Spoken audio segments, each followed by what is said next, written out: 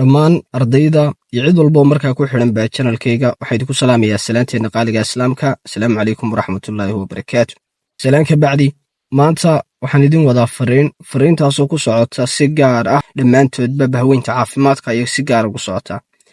Fariintan waxay tahay waxaan idin ogeysiin doonaa insha Allah qaban doono tababarkaasoo markaa ciwaankiisu yahay Conflict Resolution in Clinical Settings. Xalinta khilaafaadka marka la joogo goobaha caafimaadka.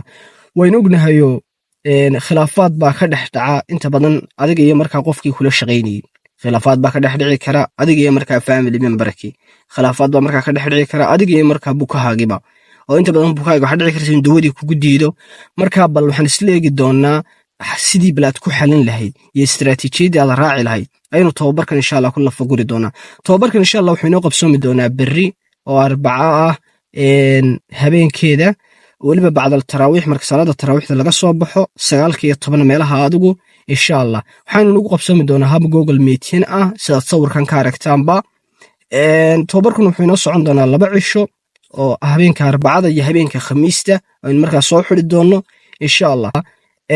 wixii dheeraad ah insha Allah ku saabsan tababarkana waxaad ka heli doontaan WhatsApp group linkiga aan idin soo dhigay committee-ga ugu horeeya kaas insha Allah soo wada gala kaasad insha Allah xogaha dheeraadka ee soo kordha dhammaantiin baakaasad insha Allah ka wada arki doontaan. Tababarkan haddaad tihiin bahweynta caafimaadka yaan loo kala harin waayo tababarkan aad iyo aad buu muhiim ku yahay aniguna wixii khibradayda aan soo maray dhammaan ayaan insha Allah ka wada sheegaysan doonaa halkaas insha Allah sugu wada imaan doonaa dhammaantiinba. Aad baan idin salaamayaa. Wassalaamu calaykum waraxmatullaahi wabarakaatu.